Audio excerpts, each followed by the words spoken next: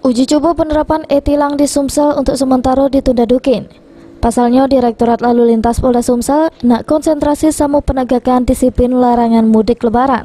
Uji coba e-tilang dengan masang CCTV di beberapa titik jalan di Palembang April ini masih ditunda dulu. Direktur Lalu Lintas Polda Sumsel, Kombes Pol Hotman, ngatakan memang kita tunda Dukin launching e-tilang di Palembang. Tapi kita sudah hidup ke CCTV di dua tempat yang berlainan. Dari dua tempat ini, sudah banyak pelanggar lalu lintas yang terekam CCTV. Memang sekarang belum diaktif tapi jeda 3 hari sekitar 1.400 pelanggar lalu lintas terekam CCTV. Lagi coba alat aja jalan terus. Tapi saya kasih tahu ya, 3 hari itu 14.000, 3 hari rata-rata 1.400, 1.500 pelanggaran. Pelanggaran di dua kamera ya, yang di satu kamera. Satu kamera di mana tuh, Pak? Ya, paling banyak pengendara.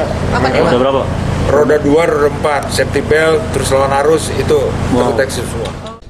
Dari rata-rata pelanggar kebanyakan tidak pakai helm, lawan arus, sama tidak pakai sabuk pengaman. Ini belum penerapan, tapi kalau sudah penerapan e-tilang, bakal datang surat tilang ke rumah masing-masing pelanggar. Mardiansah, PAL TV.